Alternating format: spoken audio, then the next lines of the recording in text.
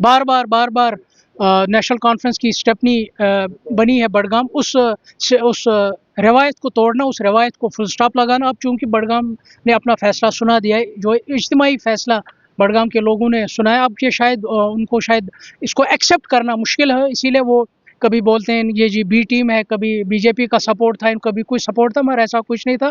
ये लोगों का इज्तिमाई फैसला था कि हमें नेशनल कॉन्फ्रेंस की छुट्टी यहाँ से करनी 40 साल। आज आपने ओथ ली है और बडगाम में आप किस तरह की डेवलपमेंट होगी, क्योंकि आप हमेशा कहते रहे कि बडगाम को नजरअंदाज किया गया। बिल्कुल, बडगाम मार्जिनलाइज्ड है, बडगाम अदरवाइज्ड रहा है। हमारी यही कोशिश रहेगी, जो सूदा है, जो बेसिक राइट्स जम्मू कश्मीर के हर वासी को है, वही बेसिक राइट्स, चाहे वो बेहतर सड़क के हवाले से हो, बेहतर तालीम के हवाले से हो, बेहतर हेल्थ के हवाले से, वो बेसिक राइट्स हम रेस्टोर वहाँ के लोगों के लिए। 1 साल का वक्त ऑलरेडी जो है वो खत्म हो चुका है, आपको लगता है 4 सालों में आप लोगों के साथ कितनी बात यहाँ पूरे? बिल्कुल, क्योंकि मैं ऑलरेडी लोगों के साथ शाना बशाना खड़ा था। ऐसा नहीं है कि मैं इलेक्शन में आने के बाद लोगों के साथ जुड़ा हूँ, मैं हमेशा लोगों के साथ शाना बशाना खड़ा रहा, उनके हर दफ्तर, उनके हर थाने में उनके साथ गया हूँ। मुझे अंदाज़ा है लोगों की मुश्किलात का, मैं पूरी उम्मीद हूँ कि मैं चाहे 4 साल टाइम मिले या आगे भी, मैंने जो एक वादा किया है, मैं वो लोगों के साथ वो पूरा करूँगा। मैं अपने साल में देखिए, ये जीत है मायूस दिलों की, उस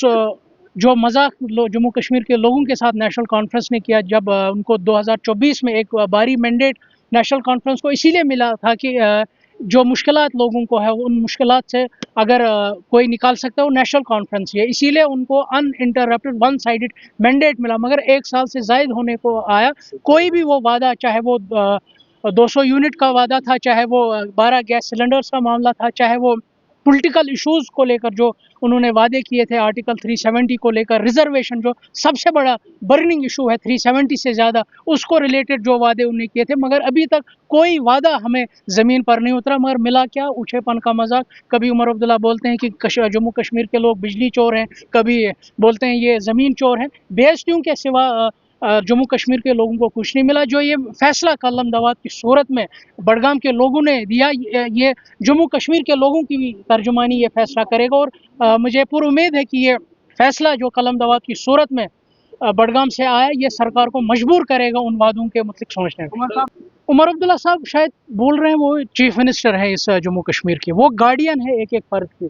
वो एक कंडीशनल नहीं रख सकते हैं कि आप मुझे वोट दे तब मैं आपको सड़क दूंगा। उन्होंने एक ओथ लिया, उन्होंने एक कसम ली है इक़्तिदार की कुर्सी की, कि मैं बिला मजहब डिस्क्रिमिनेशन में सबकी खिदमत करूंगा। ये वो गुंडागर्दी की जो नेशनल कॉन्फ्रेंस ने हमेशा बडगाम के लोगों के साथ की है, उसी की ये परछाई है। बाकी रहा सवाल बडगाम के लोगों के राइट्स के लिए लड़ना, हम लड़ना जानते हैं। जहां हमें लगेगा कि हमें लड़ना है, हम लड़ेंगे। जहां हमें लगेगा कि हमें किसी की मिन्नतें करनी, हम जाएंगे। चाहे किसी मिनिस्टर से मिलना हो, चाहे किसी एमएलए से मिलना हो, बडगाम के लोगों के लिए हम हर किसी दरवाजे पर जाएंगे, हर किसी दर पर जाएंगे, जिससे बडगाम के लोगों के राइट्स रेस्टोर होंगे। बडगाम के लोगों के राइट्स को कोई कंडीशनल नहीं रख सकता। ये मैं वाज़िया तौर बताना चाहूँगा कि बडगाम के राइट्स जो उनको आइन देता है, वो उनको मिल के रहेंगे। इसको कंडीशनल बनाना ये काबिल मज़म्मत भी और काबिल अफसोस भी।